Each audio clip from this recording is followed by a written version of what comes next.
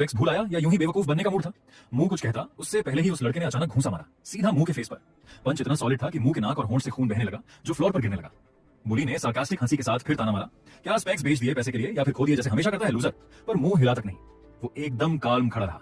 उसके फाइट करने के अपने रूल्स थे। एक फेयर और ऑनरेबल फाइट तभी शुरू होती है जब दोनों तरफ से लड़ने की इंटेंशन क्लियर हो, और वो हमेशा फर्स्ट अटैक खुद पर लेता था ताकि सामने वाले की इंटेंट कंफर्म हो जाए। अब जब पंच लग चुका था, मुंह के चेहरे पर एक जानी पहचानी स्माइल फैल गई। बिना कोई देर किए उसने बुली के सेंटेंस के बीच में ही एक जबरदस्त पंच दे मारा।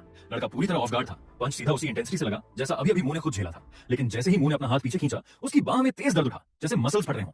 एक ब्रूटल रिमाइंडर था कि ये अब कोई गॉड बॉडी नहीं, बल्कि एक कमजोर ह्यूमन बॉडी थी। इतनी आवाज सुनकर टीचर तुरंत क्लासरूम में आया, गुस्से में चिल्लाता हुआ, स्टॉप फाइटिंग राइट नाउ। पर तब तक पूरी क्लास की नजरें फाइट पर जम चुकी थीं। सब क्यूरियोसिटी से देख रहे थे कि ये नर्ड टाइप लड़का कैसे बुली से भिड़ गया। बुली को पहली बार किसी नर्ड से पंच मिला था, उसकी ईगो हर्ट हो गई थी। अब वो पूरी तरह गुस्से में मुंह की तरफ दौड़ पड़ा, इग्नोरिंग द टीचर और क्लास की भीड़। मुंह ने तुरंत खुद को डिफेंड किया और ज्यादातर अटैक्स को ब्लॉक भी कर लिया, बस काइंड ऑफ।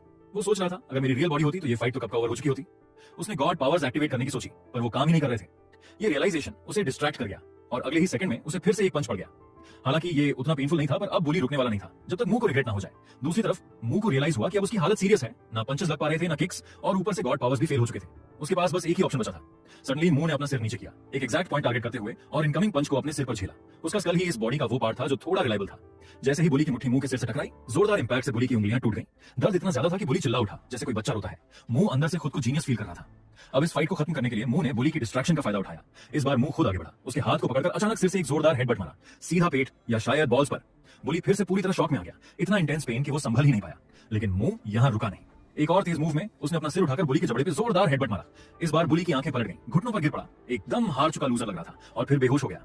क्लासरूम में सब स्टंट थे, कोई भी हिला तक नहीं, बस फोन्स निकालकर पूरा फाइट रिकॉर्ड कर रहे थे। सबसे कमजोर समझा जाने वाला लड़का स्कूल के सबसे बड़े बुली को गिरा दे, ये किसी ने इमेजिन भी नहीं किया था।